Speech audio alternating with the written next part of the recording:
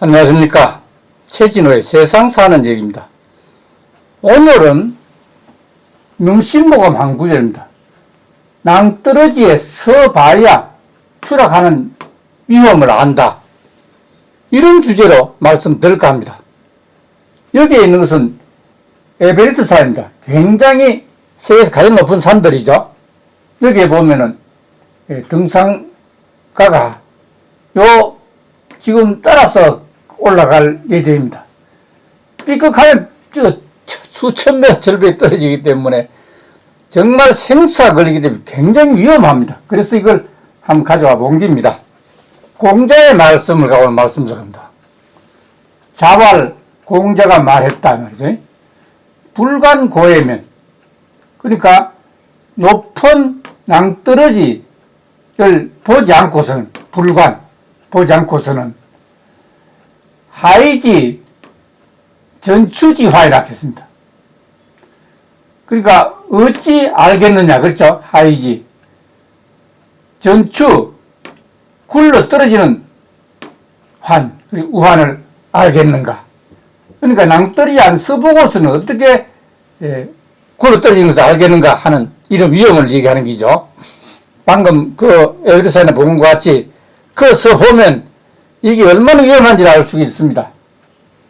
그 다음에는 불임심천이면 했습니다. 그러니까 깊은 못에 불임 임하지 않으면, 그러니까 가보지 않으면 이 말이죠. 하이지 어떻게 알겠는가? 몰입지화이라, 빠져 죽는 우환, 빠져 죽는 우환을 어떻게 알겠느냐? 그 못에 가봐야지 이게 빠지고 안 빠지고 알 수 있겠죠. 빠지면 얼마나 위험한지 알 수 있습니다. 그런 얘기고, 불간거해 하면, 그렇죠? 거해는 불간이 나와. 그러니까, 보지 않으면 뜻이죠. 거대한 바다를 보지 않고서는 하이지 풍파지환이라 이렇게 있습니다. 어찌 세찬 바람과 그리고 험난한 그런 파도의 우환을 알겠는가? 이제 세 가지를 얘기했습니다. 높은 산에 대한 얘기, 낭떠러지. 두 번이 깊은 연못에 대한 얘기. 세 번이 심한 바다, 풍파에 대한 얘기를 가지고 위험을 세 가지를 논했습니다.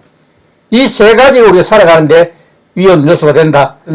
공자가 55세 때 당시 노나라의 권력자였던 개환자와 정치의 충돌을 빚으면서 관직에서 물러난 다음 제자들을 거느리고 노나라를 떠나 천을 유람하게 된 사연을 말한 적이 있습니다.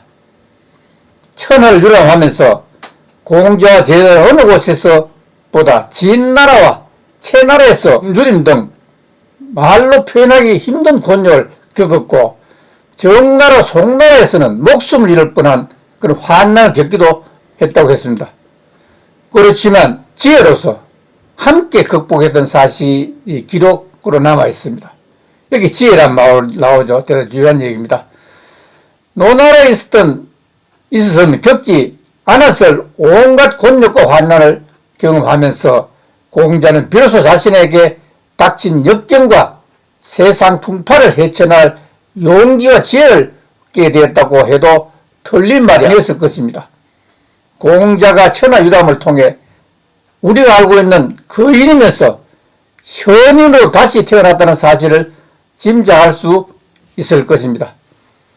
공자는 사람이 실수한다는 것은 이 세 가지 경우에서 벗어나지 않을 것이라고 말하면서 이 세 가지 신중하게 여긴다면 자신을 더럽힌 일은 없을 것 이렇게 했습니다. 공자한테 조금 더 덧붙이자면 공자는 아주 성질이 굉장히 곧었기 때문에 임금이나 거기에 있는 관료들과 사이가 별로 안 좋았다고 합니다.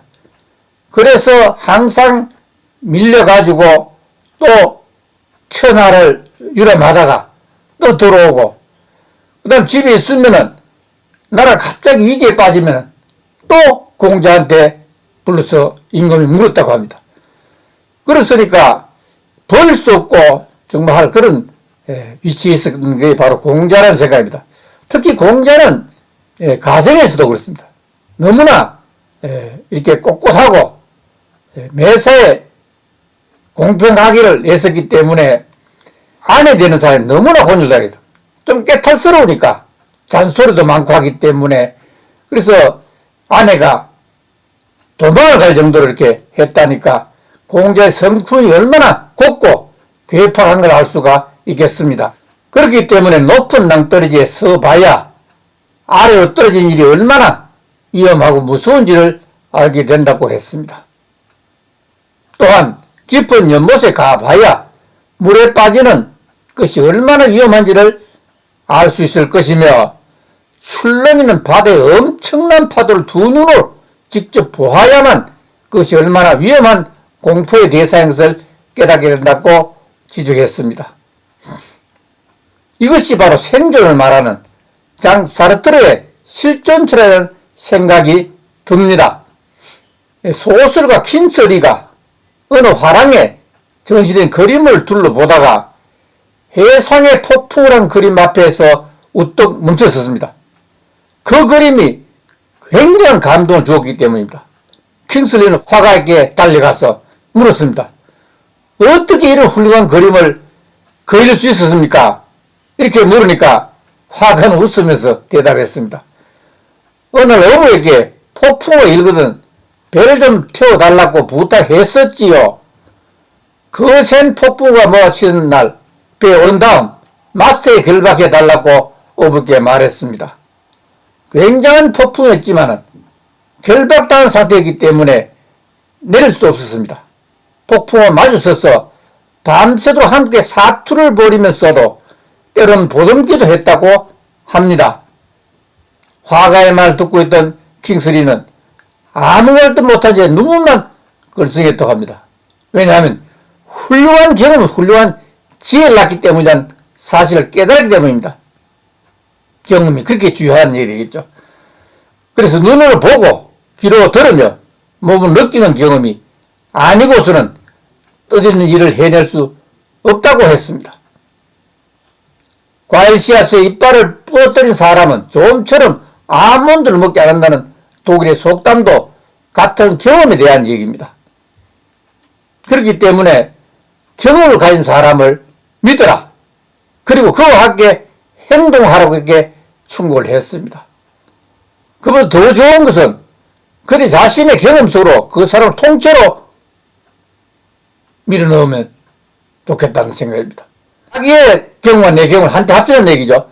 어떻게 하든 그 어떤 경험이라도 계속해서 경험을 쌓아가야 합니다.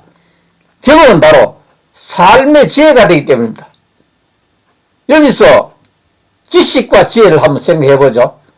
지식은 공부를 해서 얻는 것을 말하고 지혜는 공부는 얻어지지 않습니다. 반드시 경험을 통해서만 얻을 수 있기 때문에 매우 중요한 것이 바로 지혜입니다. 우리가 일자무식이라도 경험을 쌓으면 지혜를 얻을 수 있습니다. 그렇죠? 지혜는 바로 깨달음이니까 삶의 깨달음은 바로 삶을 살아가는데 매우 중요한 동반자가 되기 때문입니다. 그래서 경험을 쌓으라는 얘기고 경험은 지혜를 말한다고 얘기를 했습니다.